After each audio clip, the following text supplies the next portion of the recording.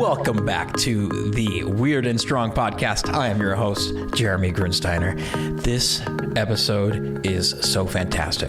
If you've ever wondered what a real life Care Bear is like, then this is the episode for you. We have Jennifer Broxterman from Prosper Nutrition Coaching, and she tells her amazing story of how she came to realize that her superpower was being a real life Care Bear, and how she's used that to defeat cancer and how she uses that with her clients. So buckle up and let's get weird. Welcome, Jennifer Broxterman, to the Weird and Strong podcast. I'm so glad you're here today. Yeah, thanks for having me, especially after we got to cross paths together in Richmond, Virginia. Yes, absolutely.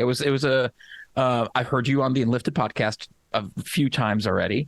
And so it was great to see your presentation and then getting to connect the next day. And here we are. Yeah. So to start this off, I've got a weird question for you. Are you ready? Love it. I am ready. Always. The weirder, the better. Before we get into the weird question, I have a preparatory question. Okay. What is your favorite food? Oh my gosh. Okay. Pizza. Like no question. Fly me to Italy. And if I could just have like Italian pizza for the rest of my life, I could die very happy. Is there specific toppings or specific style that you're really... I love classic, like the classic margarita, the classic pepperoni pizza. I'll go there. I'll throw on some artichokes, throw on some arugula, throw on prosciutto, like be creative. But I love a good classic cheese and meat pizza. Okay. So here's the weird part. Something has happened in the environment, and now every time it rains, your favorite pizza, the classic margarita, starts falling from the sky. The question is, do you eat it? I mean, if you could catch it like out with your hands and catch a pizza, sure, I'd eat a falling sky pizza. I like pizza enough to do that. Yeah. Maybe even 5-second rule if it hits the ground. Yeah. Yes, I would. Yes. All right. Awesome. It's always a funny visual to imagine something like a pizza just falling from the sky. Absolutely. And now I'm picturing it like flipping upside down and like, pizzas on your windshield, like a big bird poop. And you're like, what do I do? Oh my gosh, it rained pizzas again. Yeah. Yep. Yeah. Could you imagine the difference of, a rainy day? Right. It's gloomy out, but then you got it would make a rainy day. I mean, rainy days are great, but like if pizza came from the sky too, that was extra delicious. That's just a bonus rainy day. Awesome. That's great. So as we talk about things unconventional, I'm going to ask a slightly different question. What is the most unconventional thing about you that people may not know about? That I think of myself as a real life Care Bear. And you actually saw me dress up as a Care Bear on a stage. And it was something I did secretly for a really long time and didn't really talk about it. And what I mean by the Care Bear is like, I'm a kid of the 80s, early 90s. I grew up loving the Care Bear show. I slept with my little pink cheer bear as my like stuffed animal as a kid. And what I always took away from the Care Bear was that you could give really good energy to other people and lift them up and make things better. I always pictured that rainbow of like hearts and rainbows and goodness and love coming out of my belly. And whenever I interacted really with any human, I thought about a Care Bear energy exchange of just like what's in me that can come out and add goodness and love and positivity. And my little secret hope was that the person would walk away and not understand why they felt better, but just that they liked interacting with me and they knew that I was a good energy, a good soul to be around. And so I did that for a really, really long time and then went through a series of tragic events that I'm very proud that I've overcome. And we can get into that if you want with your audience. And then it was the first time in my life I realized I could also receive Care Bear energy from other humans and just this like beautifulness of the exchange of love in this very visual, spiritual way. So that's a really weird thing about me, but I am a super proud adult Care Bear that goes around trying to spread love and rainbows out of my belly everywhere I go. So, you have that connection through from childhood. What was that path look like as you noticed this, and how, like, was it really easy to do to begin with, or is it something that was just a light switch on and off? What did you I would notice say about there was others? yeah, there was a group of people where it really started to connect for me. So I'm a registered dietitian. I help people have a happy and healthy relationship with food. I really try to opt out of the diet culture, shaming and scolding and finger wagging, like, no, no, no, you're bad if you eat this food. And so where I started to fall into was a lot of disordered eating and true, very serious eating disorder recovery. So my practice was starting to really attract a lot of young women, but I mean, eating disorders don't discriminate. They show up in all ages, all genders, all body sizes. And just these people who were so down in the dumps because their inner bully, that ED voice, would just not let them feel worthy and deserving of getting better. And so I started thinking about my nutrition sessions, obviously being a dietitian and giving helpful nutrition advice and guidance on recovery. But I thought about also this energy component to the nutrition appointment of like, this person right now has like the dark, evil spirit of like the Care Bears episode where you're fighting the villain. And I felt like I was trying to pull that person out of, the ED headspace and be like, but there's another clear sky, sunshine, and white fluffy clouds other side that we can get you to. And I was like, I think it's going to take a Care Bear stare to help them break free. And so I started to do this like mental Care Bear stare. And then all of a sudden my eating disorder clients were like, I've never been able to break this. I've never been able to break through. I've done a lot of therapy. I've had hospitalizations. And then they started telling similar friends in that same headspace. And they're like, I don't know what it is, but you have to go see Jen. Like, she has helped me so much more with my eating disorder and my self-worth and my self-care than any amount of therapy I've ever done. And I was like, I think there's something about this Care Bear stare that they don't know that I'm doing that's a part of my treatment plan. Still, obviously, being a dietitian, but bringing in this weird component. I just didn't talk about it because at the time I was indoctrinated to be a healthcare professional and you should only do healthcare professional things. And I didn't think admitting that I did this Care Bear stare seemed very healthcare professionally. It's not and on then the I was list like, it's not on the list of things you get trained in school. But I was like, yeah. It works and it's adding value and benefit. So I'm going to keep doing it. Mm-hmm. Yeah. When you're talking about, so like, you don't get taught that in school. It's not in the list of standard practices. It's not on the list of accepted things from an insurance company. No. Or like, no. So was there a point of resistance with that when you were considering it or when you were noticing it? Like, is what I'm doing right? Or like, what would people think if they knew what I was doing? Was there any resistance around that? Or were you full on like, nope, this is working, I'm just going to keep doing it? I think it's more of option B. I just was like full on, this is working. This makes me feel good. This makes them feel good. And it's not just about feeling good. It was translating to positive action. Like, they were moving forward in their recovery. They were getting better every time I would see them. I would get emails and Christmas cards being like, I had Christmas dinner with my family and I haven't been able to do that in 8 years. I had pizza at my child's birthday party and I didn't go throw it up afterwards. I am able to go out on a date because I can actually accept a date where food is involved. And so I was seeing people get their lives back. And it was almost like they came in the color gray. And again, I think a lot in colors and rainbows and stuff like that. But I saw these humans would come in drained and dark and gray. And then the more I Care Bear stared, the more I gave counsel as a dietitian, the more they kind of came back into full scale color. And it was like they got to be their true, authentic, best version of themselves again. And so I was like, this is working. And whether I'm admitting this out loud or not, I think this is a component to their recovery. So I'm going to keep doing it. Mm-hmm. But it's weird. Like, it's very weird. I mean, there's one thing that we've noticed on this show is that people showing up as themselves and you said it best, is that you are a real life adult Care Bear. Yes. And that you showing up as yourself, as your fully version of yourself, is pretty weird because that's not the normal thing that we see in the world. Right. And what do you think, beyond the changes of their nutrition and beyond the changes of what happens for them based off of what they're coming for you for treatment with, what else does you showing up as yourself as a Care Bear allow them to do or show them to do in their life? I think it gives them permission to lean into their imperfect, real, authentic self. There is quite a strong correlation between perfectionism and pressure, and disordered eating in particular. And so it was a lot of people that wanted to have perfect grades, perfect athletic performance, perfect appearance, perfect clothing size, perfect relationships. Perfect is exhausting. Like, let's say it again. Perfection is just exhausting.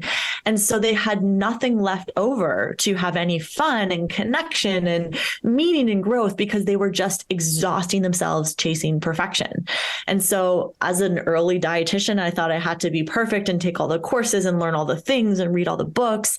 And then there was just this shift where my confidence started to build, and I just started to lean more into my intuition. And what I mean by that is I would go down weird rabbit holes, being like, I feel really compelled to learn a lot about this topic, or I actually feel like I shouldn't take any more training in nutrition coaching. I want to go into mindset and behavior change psychology, or energy healing, and just these other facets that I was like, I think this is all interconnected. And I think it's love is the currency that's like flowing person to person, exchange to exchange. And so I just was like, I feel like I have to chase love, and love is a big component to being a happy, healthy person, and, feeling your very best and contributing to the world in a really positive way. And so I just went on this like love search, not romantic love search. I was like happily married and in love with my partner, but just like how to increase love in all of my interactions. Mm-hmm. And by bringing more love into my practice, my clients got a lot better, a lot faster. It was really, really cool. Yeah, it's really interesting. There's something that I've seen in other areas that I've worked in the technology world, particularly. Right. We talk about this idea of role silos. Of like, yes, the designer just does the design work, the engineer just does the engineering work, and throughout how things have evolved in the tech world is creating cross-functional teams. And do you feel that there's a space for that in the medical and the coaching world as well, where it's no longer just I am just a nutrition coach and I just do nutrition, or I am just a specialist in my field of medicine and that's the only thing I look and touch and work with? Do you feel like there's a lot more opportunity there that we haven't been exploring? Heck yeah. I mean, one of my favorite phrases I like to say to my clients is, it's about the food, but it's not about the food. You didn't hire me to tell you that broccoli is good for you. I know you are a smart and capable and, caring adult that has your own best interests at heart. But real life often gets in the way of our good intentions and our day-to-day behaviors. So what I'm going to do is I'm going to be that sounding board and help you figure out what's working, where your blocks are, what motivates you, what are your daily challenges. And if I need to be a connector, there's going to be other things we're going to bring into this. Like if sleep is a real challenge, let's see how we can improve your sleep. If your inner self-talk is a big component to you, that perfectionism and that analysis paralysis of starting and failing, really, really fast and not having the courage to get back up and try again, we're going to talk about the inner bully. And like, that might be weird that we're doing that in a nutrition session, but we have to talk about the voices in our heads. If you need more support in another area, like I'm very happy to admit where my limitations or shortcomings are. And what I just want to do is let's build a big community, a big supportive Care Bear team. Like this is the Care Bear again, is like Cheer Bear didn't do it alone. She linked arms and there was a line of Care Bears giving a Care Bear stare to help someone. And so I just was like, I can be that Care Bear that brings other Care Bears in. And I completely agree with your sentiment that we don't want to just be like, I'm the expert, you should get all your answers from me. I love actually learning from really diverse ways of thinking, because I might pick up something that I wouldn't even consider from a totally different industry. So I'm very curious, and I love to study how other industries and people and silos think, because it makes me a better coach. And I also think I have enough of an ego check to not think that I'm going to have all the answers or be the sole person who can help. Can I more be the cheer bearer that like links arms and brings the right members onto the team? Mm-hmm. That's really cool. And I really appreciate that perspective of seeing that, because there's whether people identify this with this term or not, it could be a bit loaded for some folks, but it truly takes care to being truly holistic versus prescriptive, or Right. It's like a decision tree. If this is happening, then this is a solution. If this is like, you can go to Google for that. Right. Like the information is out, like you said, about a client of saying you're smart enough to know that broccoli is good for you, or it's better than whatever you're comparing it to, or it's more nutritious than. We know these things, and so what's the thing that are holding us back? Something that we talked about a little bit before we hit record is, many times for a lot of folks is this tyranny of the urgent, of I have all of these things on my list that I have to do, this pressure of real life that gets in the way. Aside from that inner saboteur, or that inner voice, what are the ways that you start to bring forward for folks to help to break some of those patterns around that perfection, this endless to-do list? Yeah. I'll explain it with a metaphor, a coaching game I actually do with my real clients. And I hope you listeners, if there's value to this, please take this idea from today's show. I call it the health piggy bank, or the health spending account. So I want you to picture a piggy bank, or a jar that's empty, and you have a big pile of change as well as some dollar bills, right? So you might have some quarters. Now I'm Canadian. I'm going to use some funny Canadian money language, but we have like loonies, which is like a $1 coin, and we have toonies, which is a $2 coin. And of course we have like nickels for 5 cents and dimes for 10 and quarters for 25, and, $5 and 10 and $20 bills. Every penny is equivalent, whether it is 5 pennies in a nickel, or, however many pennies that works out to in a $20 bill. Every single penny counts. And so I want you to think about your health account, like whatever capacity you have to just start throwing positive change into your account. So, if I have a glass of water when I get up, cool, there's like 50 cents. If I get to my gym workout that I was intending to do today, awesome. That's like a nice $20 investment in my long-term health. If I add a salad to my lunch today, or the broccoli, right, there's a good investment. So what we're trying to do is look at ways that we can add healthy choices in. But little choices are just as important as the really big, grandiose choices. Because if I wait to have $500 every single time I'm going to put money in my bank account, I wouldn't throw money in all that often. But if I'm okay that a nickel still counts, and a $5 bill and a $20 bill all add up, that's okay. But here's the piece of the bank analogy, is you have to be okay that you're going to deduct. So we don't want to be like Ebenezer Scrooge. We can't just always put money in and be like hoarding and never take it out. So in my real life, I sometimes don't get enough sleep. Maybe I made the choice to scroll on social media too late, and it knocked out an hour of my sleep. Maybe there's days I'm not in the mood to go to the gym, and so I do a 10-minute walk instead of an hour-long workout. Okay, like it's not the same, but it's still something. Mm-hmm. And so being okay that deductions happen, but what I just think about when I'm making a deduction is, how do I make the deduction as small as possible? And can I quickly find other ways to put contributions back in? So maybe I can't exercise. It's been a rough week of work and illness, but I can stay really well hydrated that week. So I don't ever think in all on or all off, very black, white. I very much just look for opportunities to contribute positive health choices to my bank account. And then I'm very forgiving on the deductions. And then here's kind of a funny money example where it really clicks for people. It's to banish the whole screw it self-talk. So I have a ton of nutrition clients, and maybe you listeners can relate to this, who, make a nutrition choice that's a little bit off track from their goals. And they're like, well, today's ruined. Well, this weekend's a write-off. And then they're like, but Monday I'll start again and I'll get back on the horse. It would be like on Monday. Always starts Monday, right? Yep. It would be the same as having a, minor fender bender, and suddenly you have a $479 car repair to replace a part. And you're like, well, that sucks. Would you go and take $5,000 or $10,000 or $20,000 that you were saving maybe for a trip or a down payment on a house or something really significant and go, well, I had this fender bender and I had to spend this unnecessary money. What was the point of saving for anything else? Might as well go blow it. Like when you think about that with cash, you'd be like, yeah, I wouldn't do that. That doesn't make sense. Yet with food, how many times do people have a fender bender kind of choice And then they throw in the towel and they just start to go, well, none of this matters. None of my efforts count. Why bother? And so I just talk about the idea of like a long-term saving plan, where as long as you're accumulating and you're contributing a little bit faster, that's outpacing the deductions, your wealth is actually going to grow with compound interest. So every day I just start with a piggy bank, and it still has money left over from the days and weeks and months prior. And I just look for the little small 5-minute or faster opportunities to throw in a handful of change. And those little choices absolutely add up. And then I'm very forgiving when a deduction happens. I'm just being mindful that I'm not, kind of like living within your means with money. I am earning more than I'm spending, and I'm in a healthy financial state.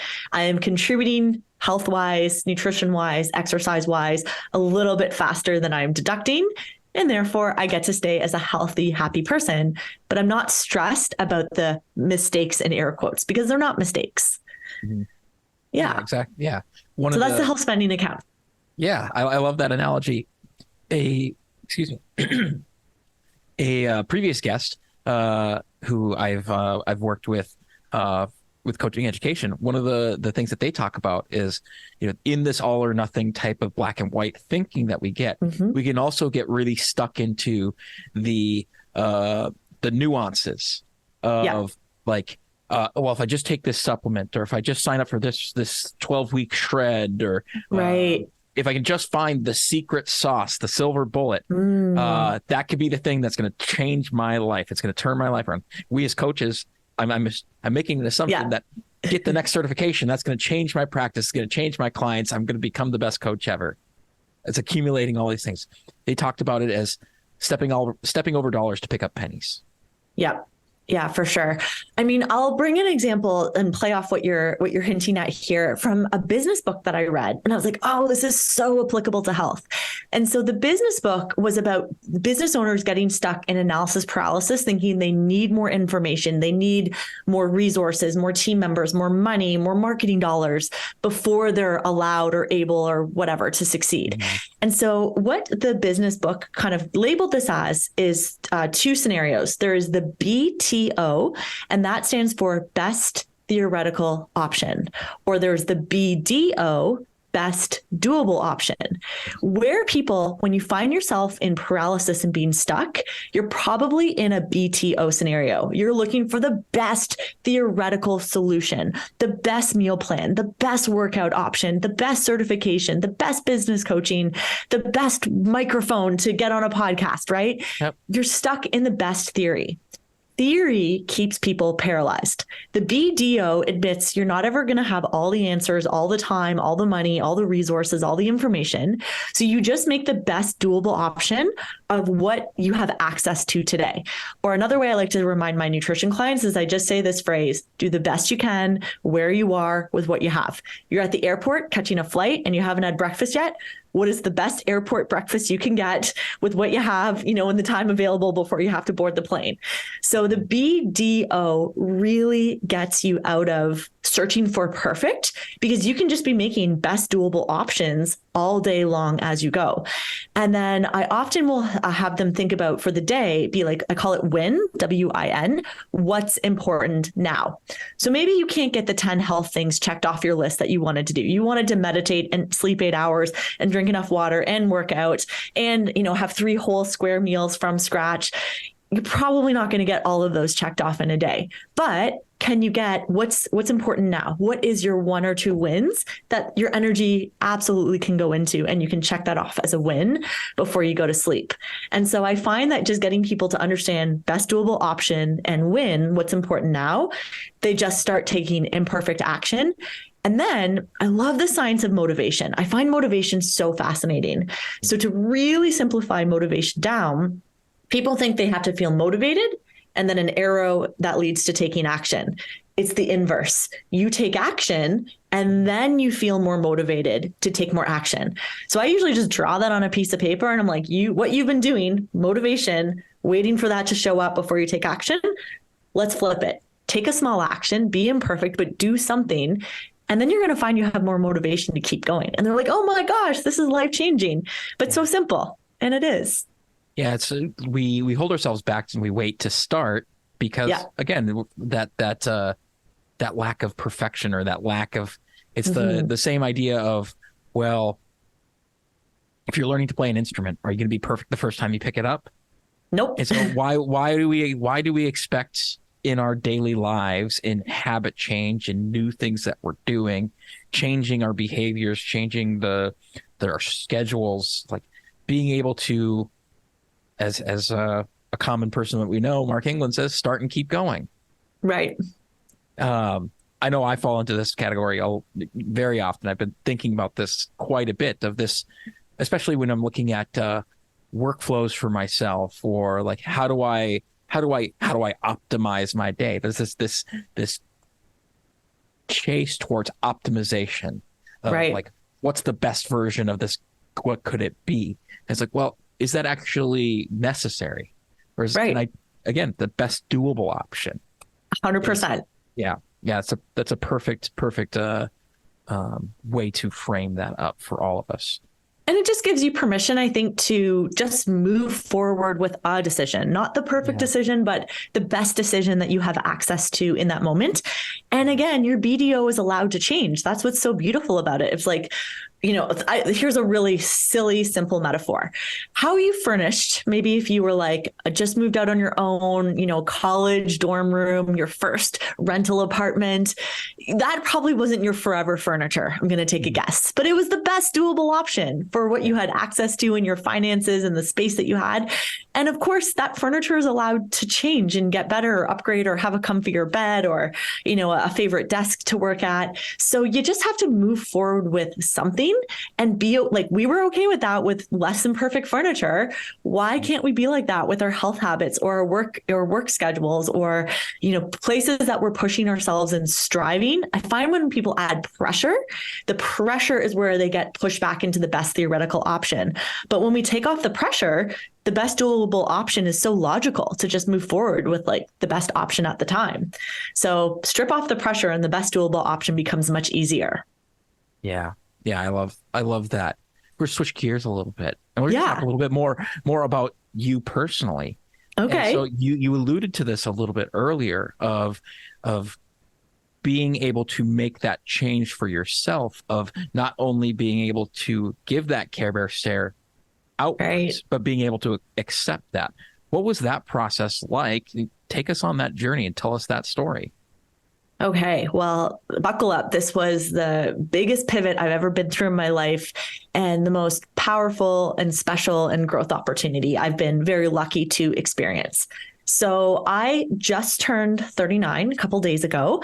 And 5 years ago, almost to the day, on October 29th, 5 years ago, 2018, I got a phone call from a block number, and I knew instantly, like my stomach sank. I knew who was going to be calling me, and I knew that bad news was coming on the other side.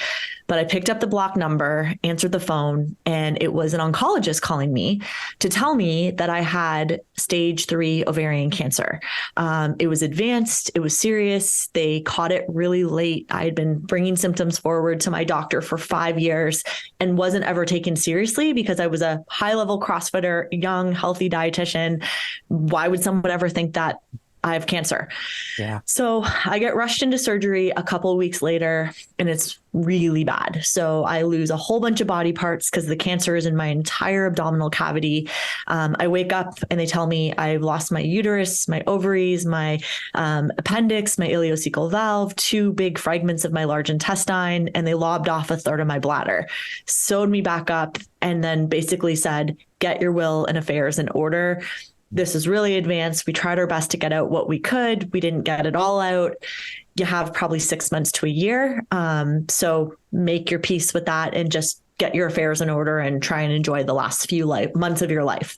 And so I looked that doctor in the eye. I'm so proud of myself. And I was like, well, they're like, you have an 8% chance of living to 5 years was like the statistical average, I was told. And I was like, but I'm young, I'm healthy. Like I take good care of myself. And this guy's like, I don't care. It doesn't matter. We don't really like talk about Dr. Death.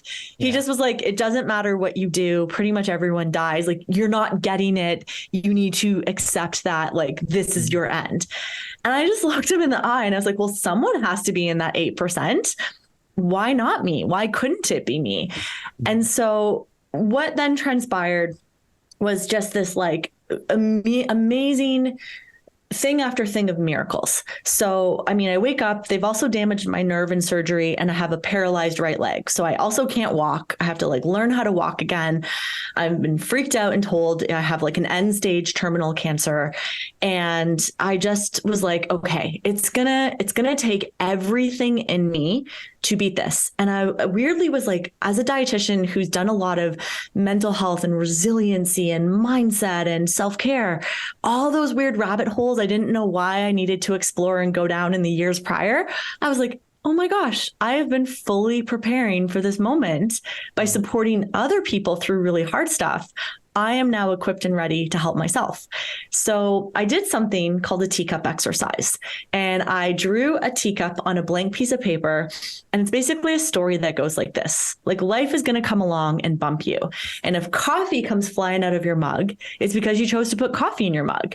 If tea comes spilling out, it's because you put tea in your cup. So life provides the cup. You choose how you're going to fill it. And so I decided to pick some really powerful words for how I wanted to show up. I knew I was going to get bumped and jostled. And so I picked words like love and positivity and hope and optimism and inspiration. And my overarching word picked was the word unstoppable. And I hung on to that word unstoppable every single piece of the journey. So they're like, you're not going to really get your leg back and walk. I'm like, no, watch me. So I visualized surfing on a surfboard in Tofino, British Columbia. And like 6 months, 7 months to the day of like waking up with my leg paralyzed, I'm riding motorcycles and surfing in Tofino. I was like, well, someone's going to be in the 8%. Watch me be unstoppable and be in that 8%. And so the whole idea of the Care Bear piece is at first I was so ashamed to admit I had cancer. Like, I had a deep sense of shame that how am I, someone that's supposed to be this healthy role model who's eating well and or portraying that I'm eating well and exercising, even though I really was. I was like, people are going to think I'm some fraud. And then I was like, oh, wait, that's a ridiculous thought. Just like I would do with an eating disorder client. You don't need to believe that. That's just a really weird, not productive thought. And so I turned down the volume on that shame thought, and I turned up the volume of the unstoppable thinking. And so I was like, okay, what is this going to take? This is going to take support. This is going to take good nutrition. This is going to take fresh air in nature. And so what I did is I went to a walk in the woods with a notepad, and I sat down by the side of a river. And I made myself a list of all the things I was going to take to heal from cancer. Do you want me to actually share that list? I'd have to pull it up quickly on my computer. But as you're working to pull that up, there's something that was interesting. So this is a fun story that not many people know, is that if they're looking at pictures of myself recently, and they might have noticed something changed. And so, as you were looking at this that thought of being a fraud, or what are people going to think of me?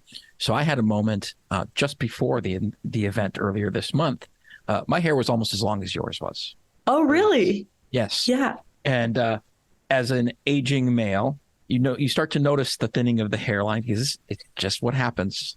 Yeah. And I've had longer hair most of my adult life, and I started having a crisis about it. And it seems so vain and so silly in the moment of like, what if I go bald? Who would I be without my hair? Who would I be without this identity? And I took the step back, and I realized how hilarious that thought is. Yeah. And booked an appointment with my buddy who's a barber the next day. Went in without a plan. He's like, what are we doing? Like, are we just going to trim things up and make things clean? I was like, take it all off. And he was so confused. Right. Because he's like, well, what do you want it to look like? You figure it out. I trust you. Yeah. And And so it's learning to try on a different identity. If you're 100%. In that idea of, oh, I'm going to be that's an identity that you've assigned for yourself. Mm-hmm. And you've chosen it. So could you try something different? Yeah. Or can I be a healthy dietitian who's an athlete with stage 3 cancer, who's a fighter and an inspiration? Like, can both coexist together? Yeah. Yes. So I go to the river And what my soul was telling me is like, your intuition has the answers of what it's going to take to be in the 8%. And so I just started to write down this list, and the list is called Healing from Cancer.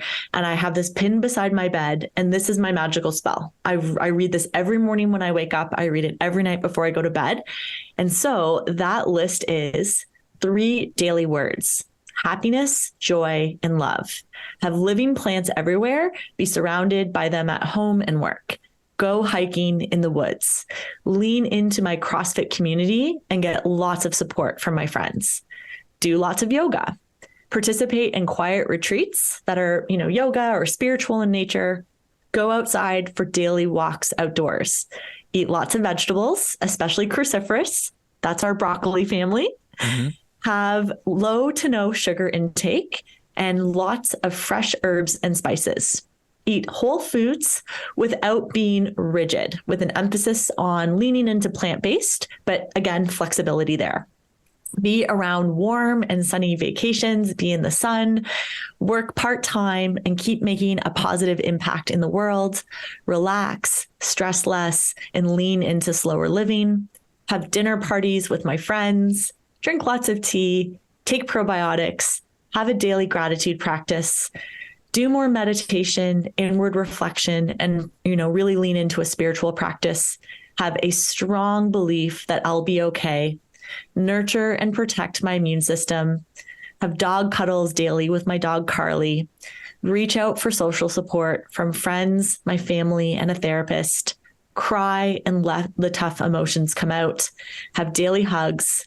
More laughter and play, look at beautiful art, sound therapy, and invite more peaceful sounds and music in, some aromatherapy, be around lots of natural light, allow myself enough sleep, no alarm clocks, wake up when you're well rested, release suppressed emotions and practice deep forgiveness, have less fear in my life and a sense of safety, live in a clean, uncluttered, minimalistic home, have travel and adventure, limit and shield against negativity, both people and the news, have Sundays be completely electronics free, just dedicated to family time. And the final thing I wrote down was be at peace with dying. Don't be afraid.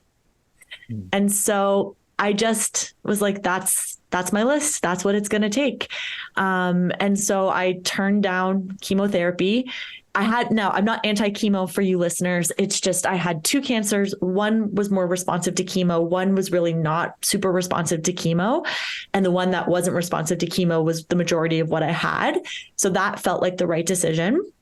I had to beg for a PET scan to get retested. My oncologist was so negative. He's like, no, we're not going to pay for a PET scan. Like, you still have cancer in you. Everyone has this cancer in them. Like it always comes back. It doesn't go away. There's not a scenario where you're not going to have cancer. And I was like, well, there's 3 options actually. It's really, really bad.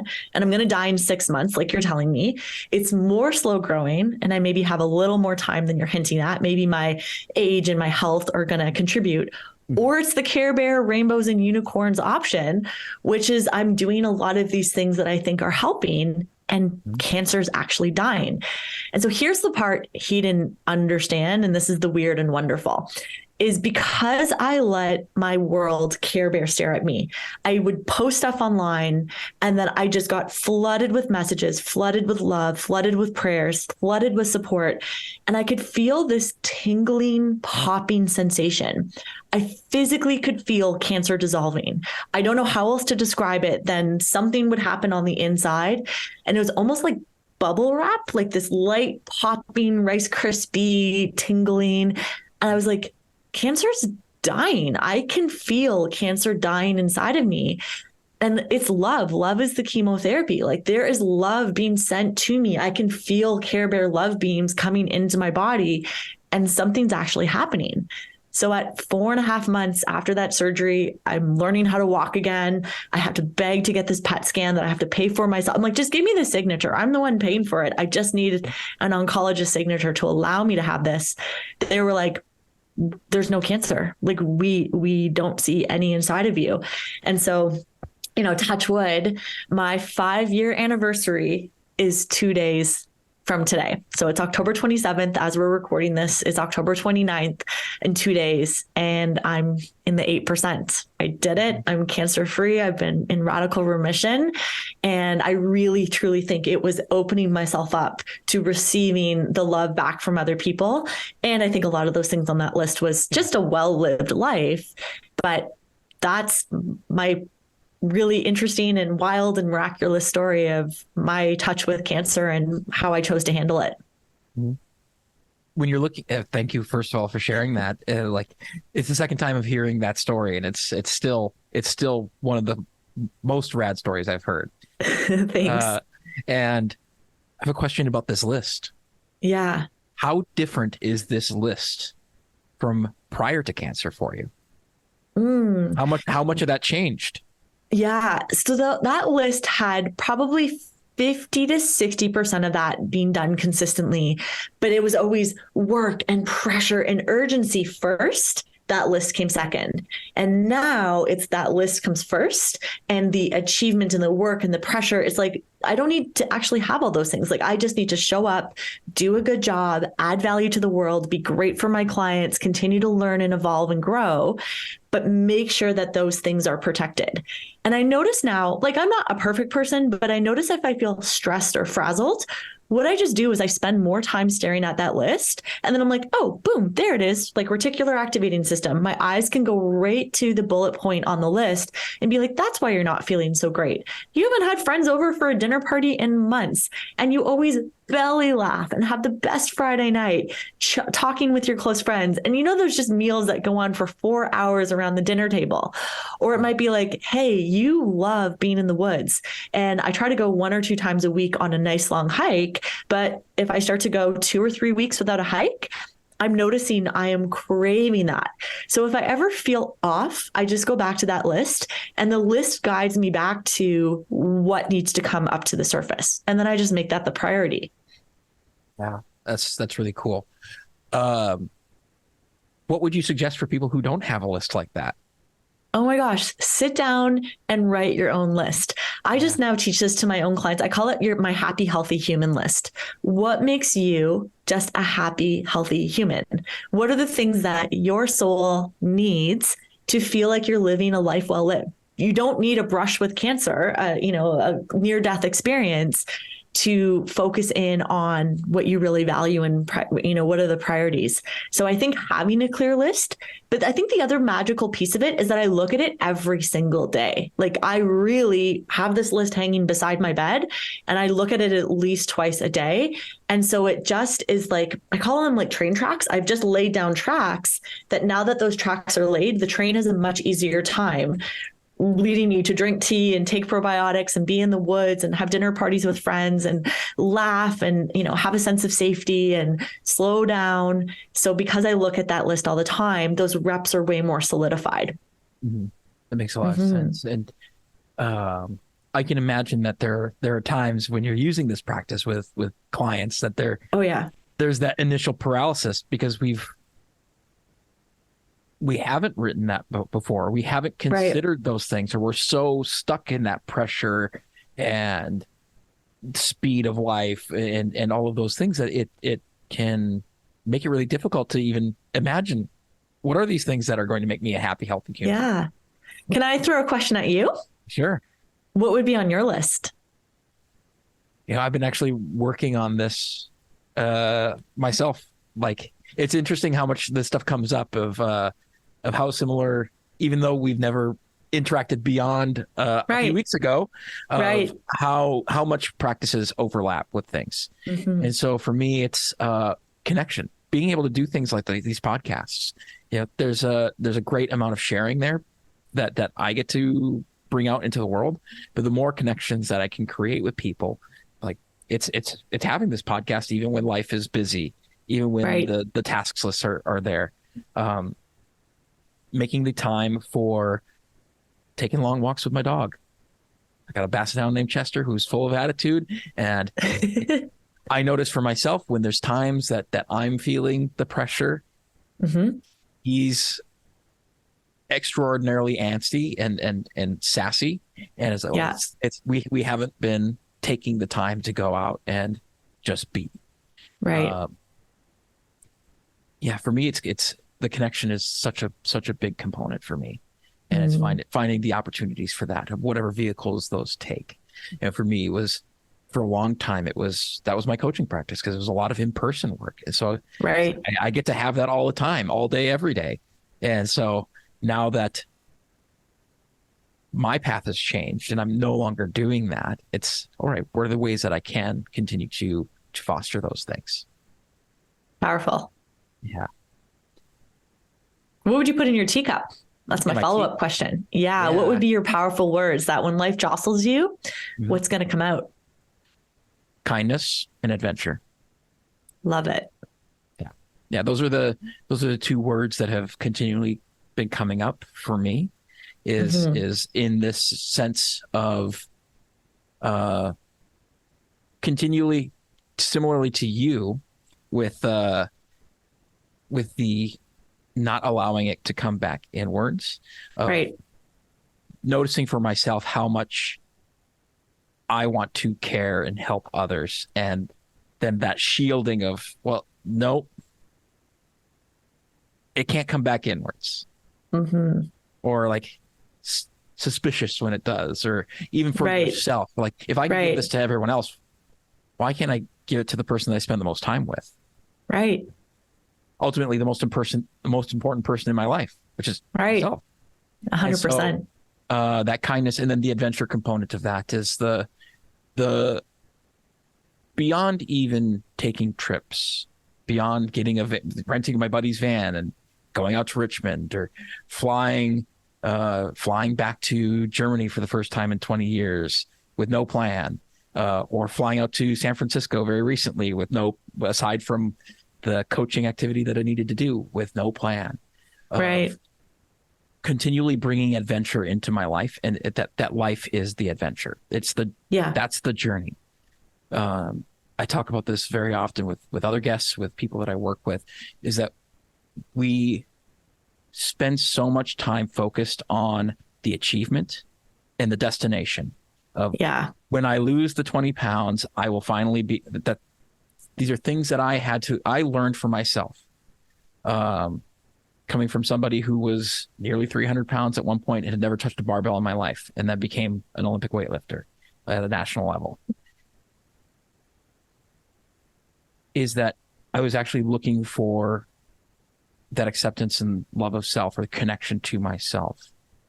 And that the achievements that I put in front of myself, adding 10 kilos to my clean and jerk, like, cool, great.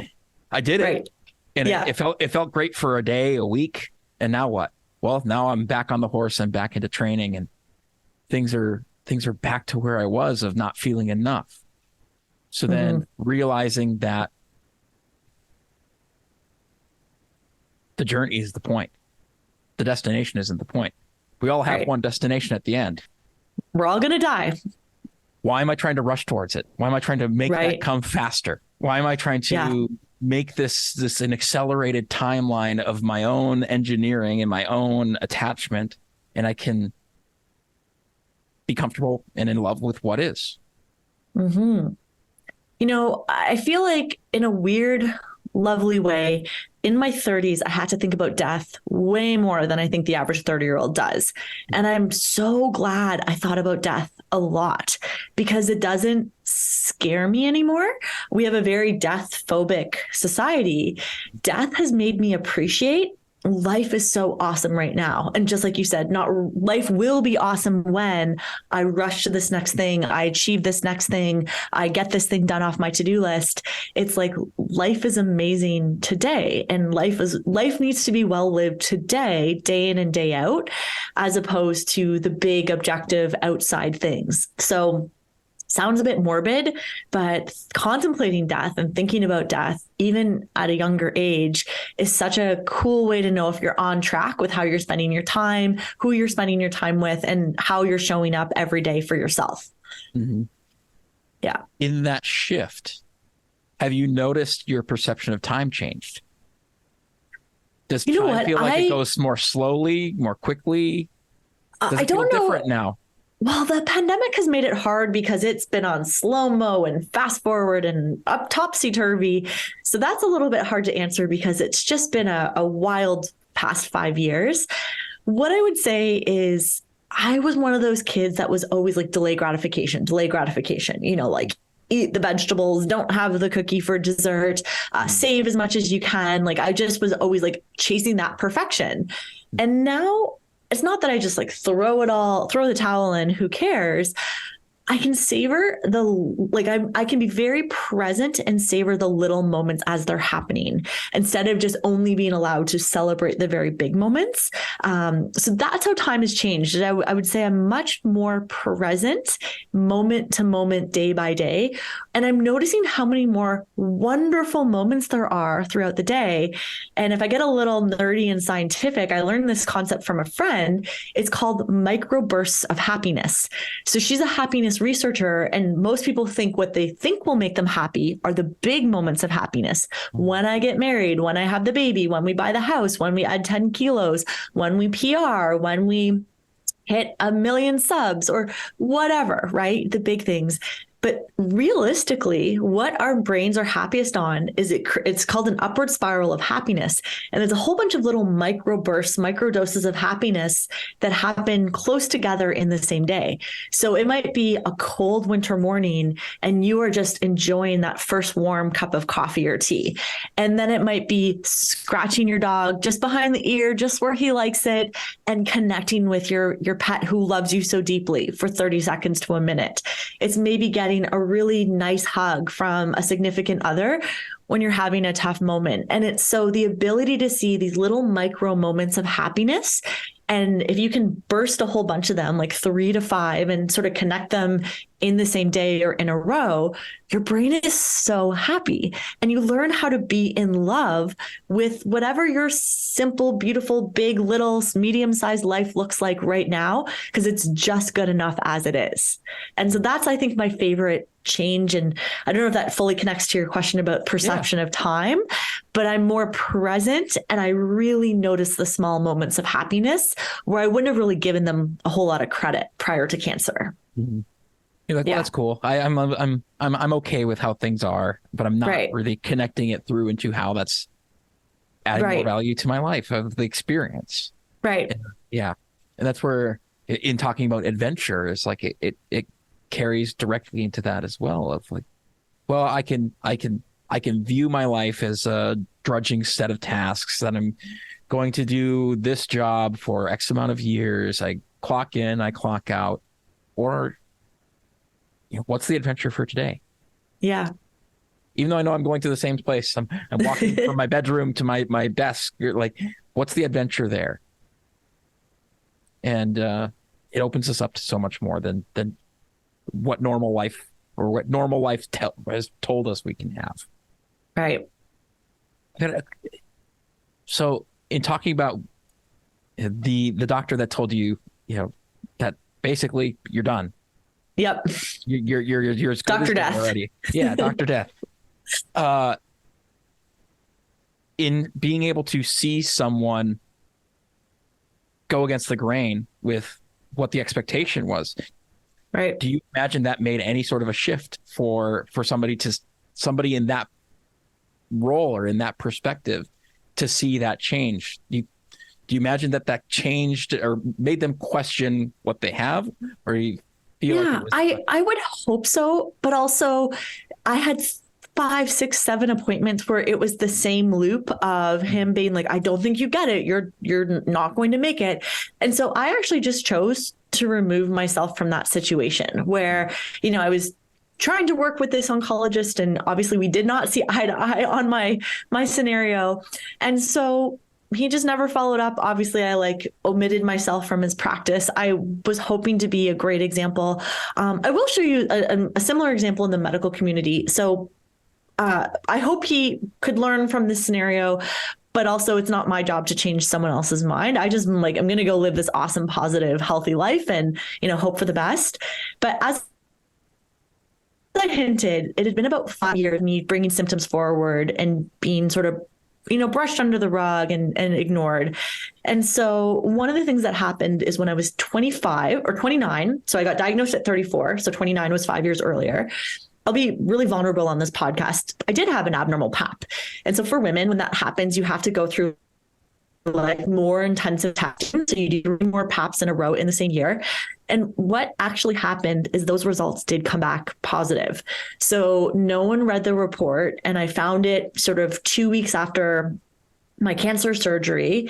And what that report said was negative for cervical cancer, abnormal cells detected, further testing is needed to rule out uterine or ovarian cancer. So I actually had warning signs 5 years earlier. And that's why I went to my doctor, because things were changing and not being quite normal down there. And so a whole bunch of people were like, aren't you going to sue? Like, look what they did. That's medical malpractice. And I thought about it and I was like, no, like I actually weirdly didn't have any anger in me. But what I did is I went to my family doctor, the oncologist, or not the oncologist, the gynecologist and the endocrinologist, who were all following my case when my blood work and my pap results were weird. And I just said, I hope I can be that case that you remember for the rest of your practice. I am not angry at you. I am not litigious. Your medical license is not at risk. But here is an example of paperwork that wasn't read and wasn't actually passed on to me. And now I'm 5 years down the road from this test that you guys sent me for. And now I don't have a reproductive system anymore. I don't have the ability to have children because of like what's unfolded. So I hope I can be an example for in your career when you're teaching interns about like just making sure you do your due diligence to look at all testing that's done. And even if someone is young and healthy and doesn't look like the typical type of cancer patient, this is one of those times I fell through the cracks and there was a really serious negative outcome. And as soon as I sort of like brought it to each of them and I was so loving and kind and mature the way I delivered it, I walked away and I was like, I feel really good about that. Like, I hope I saved another woman's life who has ovarian cancer. Ovarian cancer is really hard to diagnose. It's almost always caught late. You don't get a typical solid tumor that you can feel. And the symptoms are like bloating and increased urination and digestive upset, like not obvious cancer symptoms. Yeah. And I had digestive upset. That was my only symptom of cancer, even when it was super advanced, because I had tumors in my GI tract that had grown through the GI walls.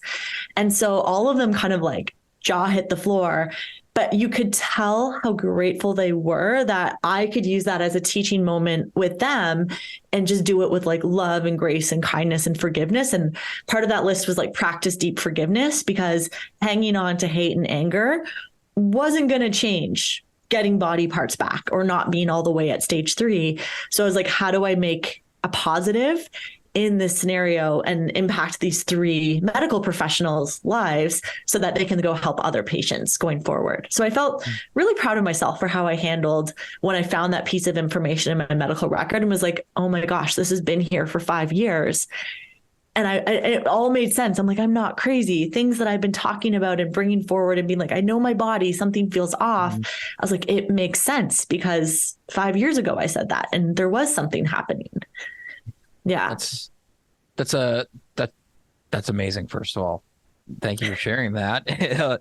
And one of the things that I'm hearing in that is, it's very easy for us to put our medical professionals in a silo of like, they're not humans or they're not people. And it's like, right. They are. Yeah. They're just like us, in doing their best. Doing the best that they can with the data that they have and the time that they have and what's the options that are present. And it's unfortunate that mistakes have consequences for people. And it's the same thing for an engineer, somebody building bridges, and it's being able, I can imagine that being able to come forward in that way I can imagine myself in that situation of, okay, I can think of things, I can approach things in a different way than I have in the past. Or this is the turning point that's going to take me from being who I am, which could be a great doctor, to being even better. Yeah. Yeah. And I think because if we think about fear, because I didn't put them in a fear defensive state, they actually can learn and grow, right? Because I didn't come at them attacking them. And so I'll go back to my teacup is I was like, life is going to bump me now. Like, obviously life is going to bump all of us. How do I want to show up? And so finding that piece of medical documentation to be like, that answer was there 5 years ago. I showed up with love and kindness and inspiration and resiliency and patience. Like I was my teacup because that's what came out of me. So I think the teacup is such a cool exercise. And if you want, I'm super happy to share it with your audience. I have a little downloadable PDF if we want to link it to the show notes, or if you go to prospernutritioncoaching.com/teacup. It's just one of my favorite gifts to give to the world because it's just been so impactful for me. And I think it can be really impactful when you think about the words of how you want to show up. So adventure and kindness, right? Like what a great, well-lived life if you constantly show up with adventure and kindness in your heart. Yeah, that's fantastic. And yes, we will have that in the show notes if you as an easy way to click and get that exercise. I think I have my printed version of that from the event in my little book right here next to me. Love it. So yeah, as we come towards the end of our episode here, any final thoughts or anything that you would like to leave the listeners with as a final nugget of wisdom or I think else? I'm just so honored every time I have an opportunity to talk about my story and just share sort of that mindset of how to do hard things really well. I think I'm incredibly proud of myself, how I showed up through that. So if that's something you want to follow along, I still post really regularly online. So I'm over at prosper_NC, and my true goal in life is to just help others be the best version and make the best coaches in the nutrition world. So if you ever need help with that, I have a certification for health coaches out there to really bring in mindset and nutrition coaching together.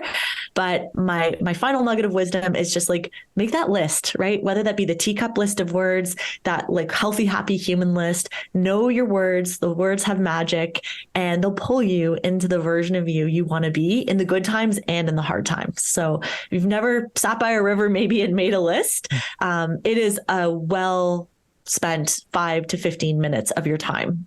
Mm-hmm. Or if it takes longer. However long it okay takes. Too. Yeah. Anything that you would like aside from following you on social media and getting the teacup exercise, anything else that you would like to bring forward for the listeners? Anything that you have going on? Anything that you would like to promote? As a dietitian, I have a certification called Prosper Nutrition Coaching. It is for any kind of wellness professional, whether you're a personal trainer, a fitness coach, a nutrition coach. In reality, it's the people that already maybe have a nutrition certification to their name, but they just want to go higher and elevate what they're doing with their clients. And so I teach my whole life's work of analogies and games and metaphors and, motivational interviewing, behavior change, coaching, and the science and then the art of getting humans to be healthier and more consistent. So if you really resonated with the way I talk and teach and some of the messages that I have, that's what the certification is packed full of. We only offer it a few times a year, so you can jump on the wait list if you're listening and it's a part of the year where it's not open. But if you go to prospernutritioncoaching.com, the certification info's there if that appeals to you. Awesome. Thank you so much for that. And also thank you so much for being here. I appreciate your story, your time. Thank you for being you and being on this podcast. Love it. Care Bear love. Yeah. Well received and returned. So, and also thank you listeners for being here and listening to this episode. I had a blast being here and experiencing this with you. And so until next time, stay strong, folks. And most importantly, stay weird.